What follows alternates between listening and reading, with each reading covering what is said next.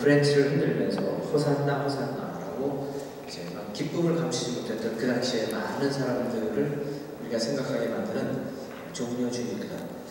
종려주의는 또한 우리 모든 기독교인에 있어서 가장 중요하다고 말할 수 있는 이 홀리 위크 혹은 패션 위크, 고난 주간의 첫 시작이기도 하고, 고난 주간의 마지막 행사는 예수님께서 부활하신 주일 새벽 부활절 예배로서 이제 일주일의 행사가 마치게 됩니다. 여러분, 우리 크리스찬으로서 이 홀리 윅을 매번 이렇게 이제 매년 할 때마다 좀 우리가 마음에 홀리 윅을 지금 우리가 지나가고 있다는 그런 생각을 좀 하면서, 평소에 내가 이번 한 주간은 평소에 내가 좋아하거나 재미있어하고 이런 것들은 좀 피하고, 가능하면 예수님의 고난을 묵상하면서 예수님의 고난에 내가 동참하겠다는 그런 마음을 갖고 한 주를 지내는 것이 크리스찬으로서 올바르다고 생각이 듭니다. 그래서 이번 한 주간 여러분 그렇게 좀 지내주시고, 목요일이나 금요일쯤 되었을 때는 하루를 금식하는 것도 참 좋다고 봅니다. 금식을 하면서 또 특별히 나의 마음, 내 몸에 어떤 좀 불편함이 있기는 하지만 그래도 그 금식을 통해서, 특히 나는 금식을 정말 못합니다 그러면 적어도 금요일 오전 9시부터 오후 3시까지만이라도 6시간의 금식을 할 수 있으면 좋겠습니다. 왜 특별히 그때를 우리가 강조할까요, 여러분? 그것은 예수님께서 십자가에 못 박히신 그 시간이 6시간입니다. 오전 9시부터 오후 3시까지고, 그리고 이제 12시 정오부터는 온 세상이 캄캄해져가지고 3시간 동안은 좀 볼 수도 없었고, 3시가 되었을 때 모든 것이 끝났다고 주님 말씀하시고 이제 마지막 숨을 거두셨어요. 그래서 최소한 6시간, 가능하면 한 24시간 정도 금식을 하면은 참 좋을 것 같아요. 그렇게 될 수 있기를 주님의 이름으로 축원합니다. 아멘 소리가 역시 작군요. 그럴 줄 알았습니다. 자, 오늘은 시간이 많이 없기 때문에 좀 설교를 짧게 하려고 합니다. 그런데 한 가지 좀 우리가 같이 봤으면 좋겠습니다. 여기 오늘 본문의 19장에서 41절을 보십시오. 19장의 41절 보면 예수님께서 가까이 오셨을 때, 가까이라는 것은 예루살렘을 향해서 계속 접근하시는데, 예루살렘에 가까이 오셨을 때 성을 보셨습니다. 성을 보시고 우셨다라는 그런 표현이 있습니다. 성경에 예수님께서 우셨다는 표현이 3번 나옵니다. 한 번은 나사로가 죽었을 때 나사로의 시스터들이 막 울 때 예수님도 함께 우셨다라는 얘기고요. 두 번째는 예수님께서 겟세마네 동산에서 기도하실 때 눈물과 땀이 핏방울처럼 되었다라고 표현을 해서 그때도 우셨다는 것을 우리가 알 수 있습니다.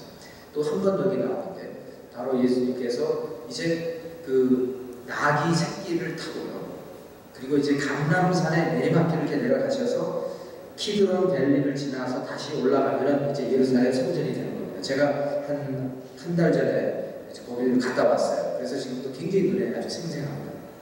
그런데 이 키드론 골짜기가 폭이 한 200~300m 정도 되는 골짜기를 두고, 이쪽에는 감람산이고 저쪽은 예루살렘 성전입니다. 예루살렘의 성전이 있습니다. 예수님께서 감람산 위에서 이렇게 나귀 새끼를 타고 내려오셔서 벨리를 지나서 올라가시는데, 이제 내리막길에서 바라보시는 거예요. 바라보시니까 거기 예루살렘의 성전이 보입니다. 성전을 바라보시면서 우셨다라고 적혀있어요. 우셨다. 저는 여러분과 함께 오늘 이런 질문을 해보겠습니다. 왜 우셨을까? 왜 우셨을까? 당연히 그분이 우신 이유가 아닌 것은 한 가지를 알 수 있어요. 예루살렘에 가시는 예수님은 이제 죽게 되어 있습니다. 사람들이 그를 이제 결국 일주일 안에 십자가에 못 박아서 죽입니다. 그러니까 그럼 예수님께서 그것이 두려워서 오셨을까? 정말에 전혀 그게 아닙니다. 예수님은 그게 두려워서 오신 게 아니라 예루살렘을 보시면서 우셨어요. 자, 그러면 왜 예루살렘을 보고 우셨는지를 한번 같이 보자는 것입니다. 자, 누가복음 13장을 좀 보겠습니다. 이미 누가복음 13장에서도 예루살렘에 대한 언급이 있습니다. 13장 31절에 보니까 곧 그때에 어떤 바리새인들이 나와서 이르되 가서 여기를 떠나소서. 헤롯이 당신을 죽이고자 합니다. 이르시되 너희는 가서 그 여우에게 이르되 오늘과 내일은 내가 귀신을 쫓아내며 병을 고치다가 제3일에는 완전하여지리라 하라. 그러나 오늘과 내일과 모레는 내가 갈 길을 가야 하리니 선지자가 예루살렘 밖에서는 죽는 법이 없느니라. 예루살렘아 예루살렘아 선지자들을 죽이고 내게 파송된 자들을 돌로 치는 자들 암탉이 제 새끼를 날개 아래에 모은 같이 내가 너희의 자녀를 모으려고 하더니 몇 번이냐. 그러나 너희가 원하지 아니하였도다. 주님께서는 예루살렘을 바라보시면서 많이 우셨어요. 예루살렘을 바라보실 때 너무나 답답하셨어요. 도대체 예루살렘이라는 것이 무엇이길래 이렇게 주님은 눈물을 흘리시고 예루살렘아 예루살렘 내가 암탉이 병아리를 모으듯이 내가 너를 모으려고 몇 번이나 했지만 너희 말을 듣지 않았다. 무슨 말씀인가요?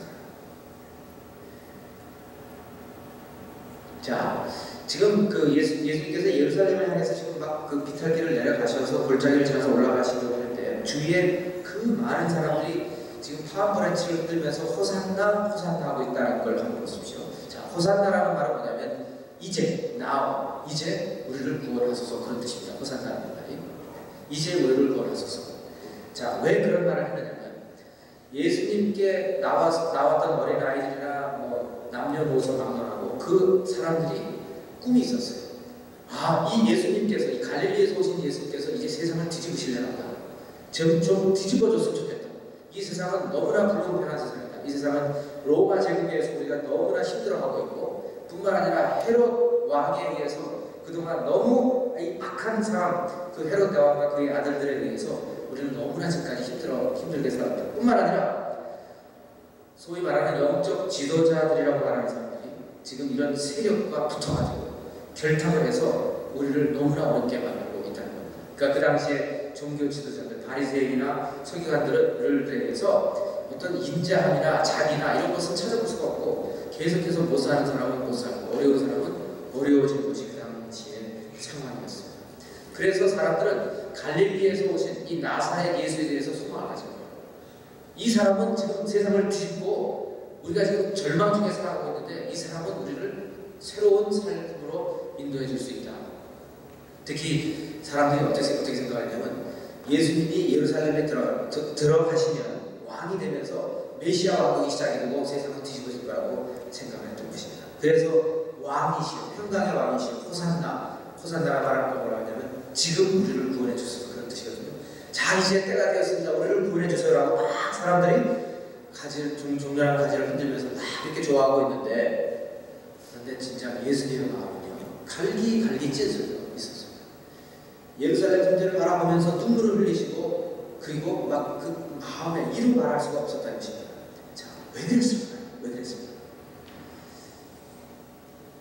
그동안 참고 계셨던 그 복받쳐 오르는 감정을 억제할 수 없었는데 예수님은 지금 감람산에서 저쪽 골짜기 반대쪽에 그 성전을 바라보면서 눈물을 흘리셨습니다. 제가 거기를 갔었어요. 아까 말씀드렸죠. 한 달 전에 감람산에 가서 거기서 언덕을 걸어가는 코스를 또 가봤어요.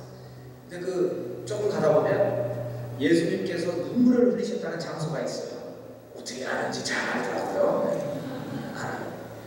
그리고 그 성지에 가니까 거기는 뭔가 이렇게 성지라고 홀리 사이트라고 생각이 되는 곳에 기념교회를 세우더라고요. 그래서 여러분 예수님께서 눈물을 흘리신 교회 그 장소에 교회가 세워졌는데 그 교회 이름이 뭘까요? 눈물의 교회입니다. 교회 이름이 눈물의 교회. 그리고 그 교회를 이렇게 만들었는데 이 위에는 이렇게 동그랗게 원형으로 만들었고 이제 네 모퉁이가 있는데 그 어떤 아키텍이 만들어가지고 예수님의 눈물이 떨어지는 것처럼 이렇게 만들어놨어요. 네 기둥을. 그래서 눈물의 교회입니다. 그리고 그 안에 들어가면 이제 키드론 밸리 반대쪽에 있는 예루살렘의 그 성전을 바라볼 수 있도록 유리창을 이렇게 만들어놨어요. 그래서 이제 거기 사람들이 다 가서 거기 이렇게 보면서 마치 예수님이 눈물을 흘리시던 것처럼 한번 바라보라는 거예요. 그래서 저도 가서 거기서 바라보고 사진도 한번 착각 찍고 나중에 보니까 인터넷에 다 똑같이 찍었더라고요. 나는 나만 이렇게 멋있게 찍었나 했더니 다 찍으면 똑같아. 결국 그 앵글 다 똑같아.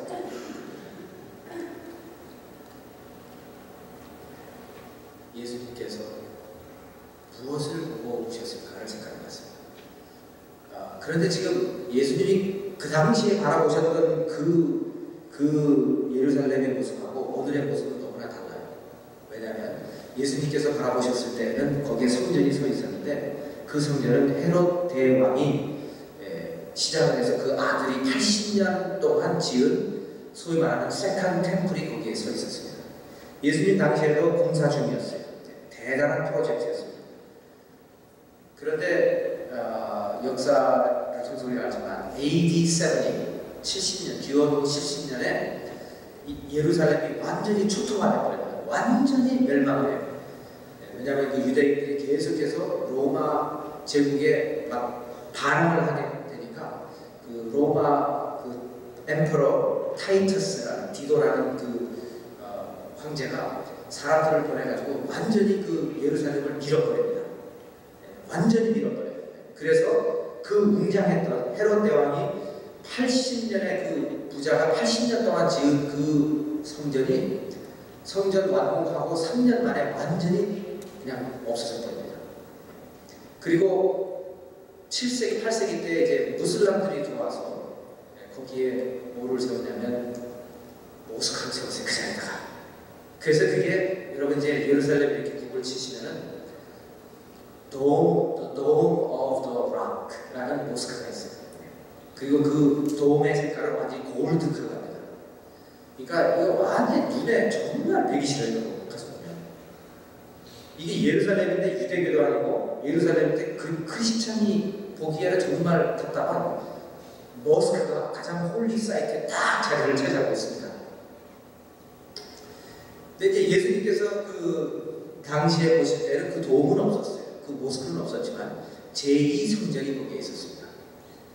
제2성전에 뭐가 있냐면 여러분 잘 아시지만 거기에 보면 이제 제사를 지내는 곳이 있어요. 홀리 플레이스가 있고 홀리 플레이스 안에 커튼을 지나가면 홀리 오브 더 홀리스가 있어요. 지성소가 있어요. 예수님께서 그것을 바라보신 거예요. 그 지성소는 매우 홀리한 곳입니다.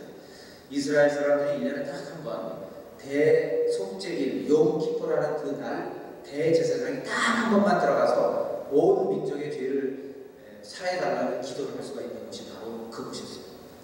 그런데 오늘날은 그곳이 지금 뭐가 됐냐면요, 그 아까 말씀드린 모스크가 그 안에 들어가 버렸어요. 그래서 거기 가면은 출입 금지라고 써있어요. 특히 유대인들은 출입 금지.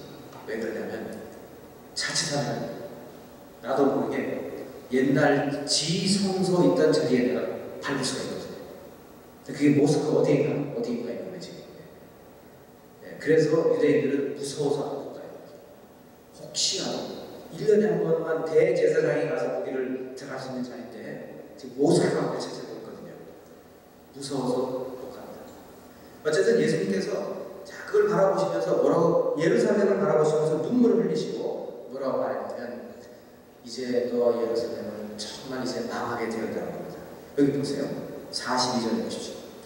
이르시되 너도 오늘 평화에 관한 일을 알았더라면 좋을 뻔하였거니와 지금 내 눈에 순기 넘쳤도다. 너는 지금 평강의 왕이 왔는데도 이 평화에 대해서 모르는구나. 43절에 날이 이를지라 The day will come. 너의 원수들이 토도를 쌓고 They will come and place embarkment around you. 그렇죠? 너를 둘러 사면을 가두고 And they will hem you in from all sides. 그리고 난 다음에 또 너와 및 그 가운데 있는 내 자식들을 땅에 메어 치며. 이게 아주 굉장히 그 끔찍한 얘기죠. 막 아이들을 데려다가 돌로 막 치고 막. 그리고 돌 하나도 돌 위에 남기지 아니할 것이다.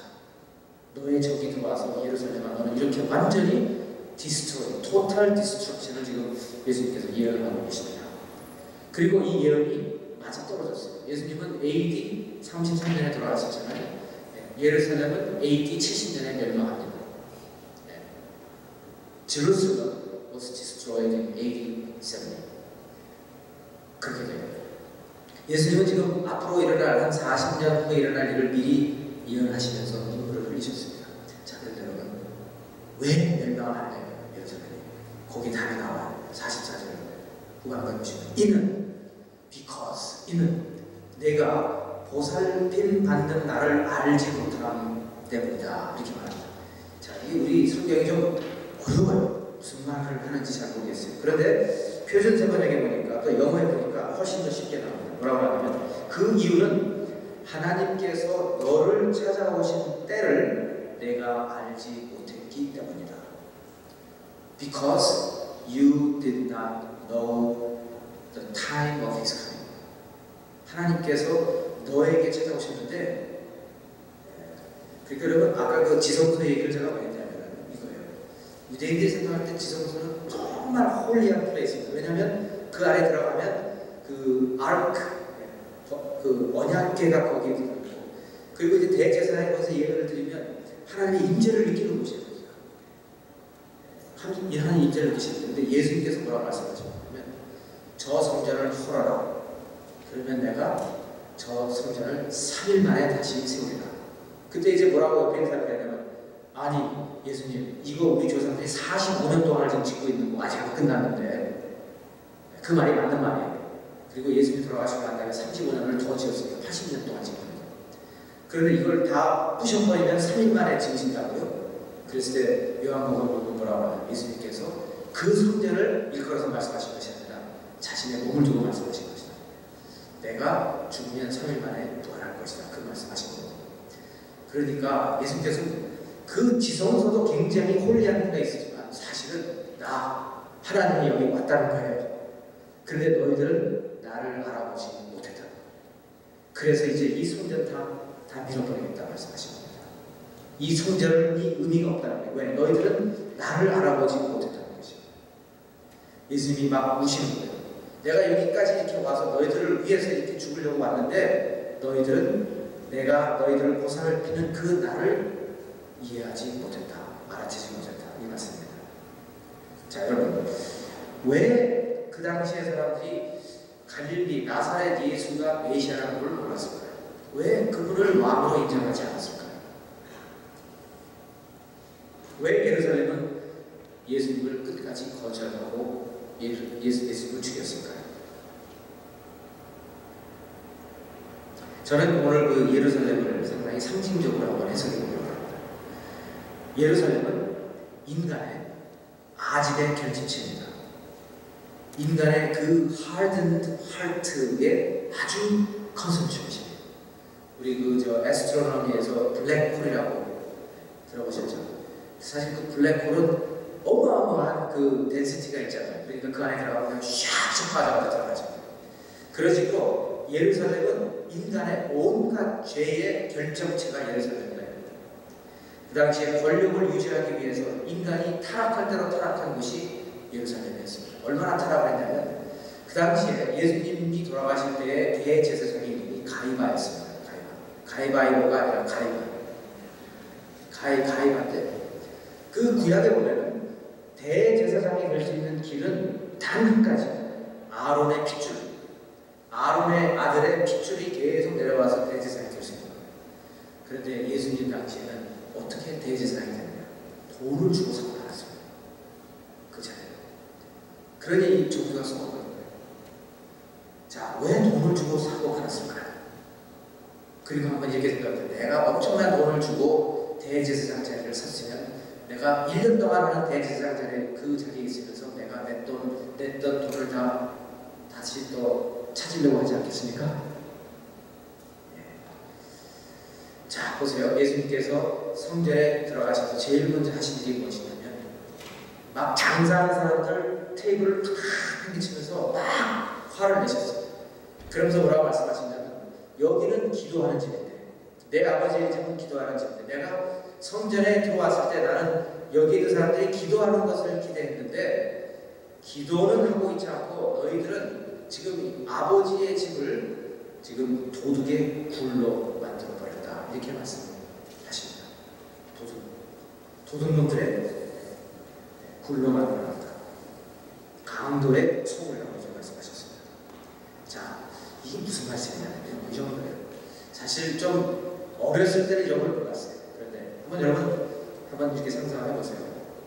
성전에 문을 이렇게 딱 들어갔을 때 거기에 성전세를 내기 위해서 머니 익스체인지, 환전을 하는 장소가 있어야 돼요. 사람들이 돈을 바꾸면서 이제 그 이윤을 남기는 거예요. 자, 그러면 이제 돈을 바꾸는 장사가 잘 될 테니까 여러 사람들이 경쟁을 서겠죠. 그러면 그 테이블이 좀 위치가 좋은 데가 좀 아무래도 프리미엄이 좀 나가겠죠. 그럼 그 프리미엄은 누구한테 내야 될까요? 성경에는 안 나왔지만 제가 볼 때 99.9% 확실하게 대제사장에게까지도 동력을 갈 거라고 생각해요. 그렇죠? 그리고 성전에 가면은 번제물을 바쳐야 돼요. 동물들을 불에 태워서 하나님께 바쳐야 되는데 집에서부터 동물을 데려오기가 너무 힘드니까 예루살렘 다 와가지고 거기서 동물을 사면 편리한 거예요. 그렇죠? 아니 생각을 해보세요. 갈릴리에서부터 예루살렘까지 걸으려면 길이 얼마인데 그 양을 데리고 온다는 게 쉽지가 않으니까 쭉 걸어와서 그 다음에 이제 거기서 양을 사서 근데 그 양을 파는 사람들도 다 테이블을 셋업을 해놓고 이렇게 할 텐데 프리미엄을 내줄 거 아니에요. 그렇죠? 그거 누구한테 가나요? 결국은 대제사장까지 간다 이겁니다. 자, 이런 식으로 종교 지도자들이 권력을 잡은 사람들이 이렇게 다 서로 결탁을 해가지고 여기에서 온갖 부정과 부패가 일어나는 것입니다. 예수님께서 도대체 기도하는 집에 왜 이런 일이 생기느냐고 하면서 다 성전을 정결하게 만드셨습니다. 그러니까 예루살렘은 상징적으로 말씀하면 우리 인간의 부패가 다 모이는 곳이 예루살렘입니다. 예루살렘이 그때 오신 예수님을 왜 못 알아봤냐면 그 마음이 너무 완악하고 부패했기 때문에 그랬습니다. 자, 여러분, 그래서 예수님께서 그 예루살렘을 바라보시면서 눈물을 흘리셨던 것입니다. 그렇다면 오늘날 주님께서 우리를 바라보시지는 않을까? 사실 오늘날 주님이 오늘날의 예루살렘을 바라보시고 계속 눈물을 흘리실 것 같아요. 왜냐하면 예루살렘이 아주 좁은 곳이라고 합니다. 손바닥만한 곳이, 물론 이 손바닥보다 크지만 아주 작은 곳. 끝에서 끝에까지 10분이면 걸어가요. 빨리 걸으면 10분이면 걸어갑니다. 그렇게 작은 곳이 버스 타고 가는 데가 아니에요. 예루살렘이 걸어서 10분이면 간다는데 올드 예루살렘이. 근데 그 조그만 손바닥만한 데에 다 경계선이 이렇게 나눠져 있어요. 여기는 아랍 사람들이 사는 곳, 여기는 주이시 사람들이 사는 곳, 여기는 크리스천들이 사는 곳, 이렇게 나눠져 있고 또 그 예수님께서 십자가에 못 박혀 돌아가셨다는 그 갈보리 언덕 위에다가 또 교회를 또 지었어요. 기념교회를. 네, 그리고 그 교회 이름을 뭐라고 붙였냐면 성묘교회. The Church of 그 발음이 좀 어렵던데 어쨌든 그런 성묘. 그 성묘라는 건 뭐냐면 Holy Tomb이라는 뜻이에요. 그거야 그럼 The Church of the Holy Tomb이라고 하지. 뭐 세펄처가 뭐 그렇게 돼 있어요.